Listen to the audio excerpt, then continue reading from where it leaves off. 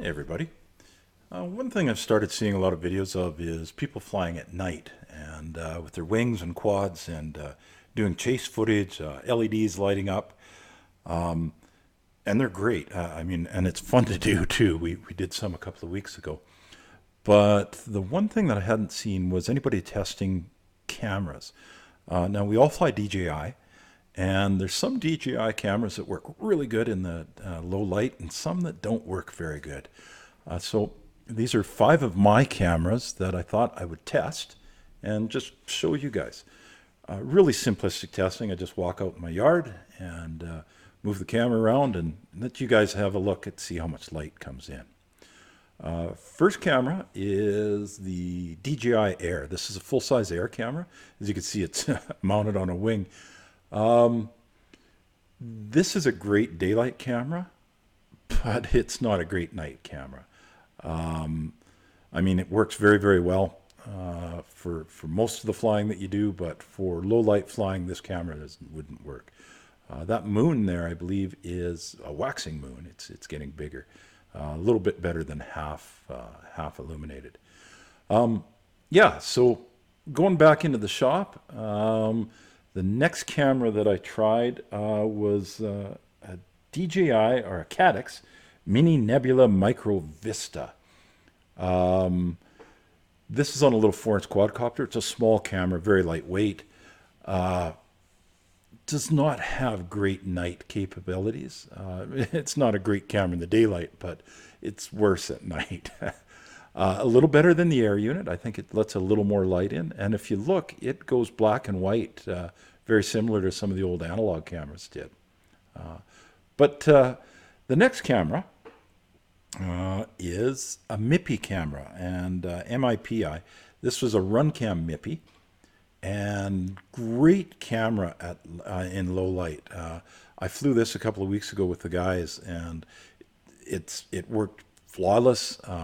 This one I've broke the lens on it, and it doesn't have the right lens on it. It's a little wider angle than the stock, but it works really good. Oh, there's Jupiter. Yeah, that spot of light there is Jupiter.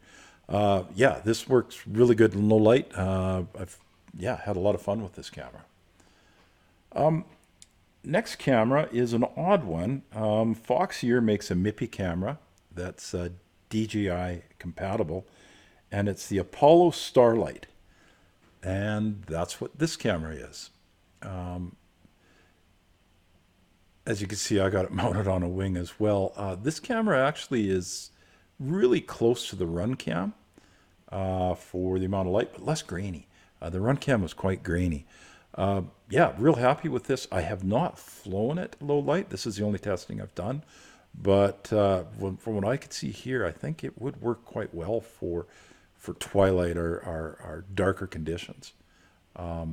Again, I'll fly it and let you know more. But right now, this camera worked pretty good. I thought the results were near as good as the RunCam MIPI. Next camera I'm testing is the Polar camera. This is a Polar Starlight Vista. I have mounted on a quad, so you can see the one prop in the way there. This is probably the best of all the night cameras for DJI. It doesn't get too grainy. It handles changing light conditions. It worked very, very well. I'm quite impressed with this camera. We flew it a couple of weeks ago, and the guys flying it, it worked really, really good. No issue. There's an airplane going by. You can see it kind of blinking. Yeah, this is a good camera. Best low-light camera of all the ones I've tested. Now, I live out of town, and so it is quite dark. And just to get an idea how dark it is, this is my GoPro Hero 8. I don't know what the settings are. It's like 4K, 30 frames a second. But, of course, very wide-angle lens, but it's dark out. It's really dark. So, to summarize, the best camera was the Polar cam, the Caddx Polar Starlight. The MIPI cameras, both were pretty good.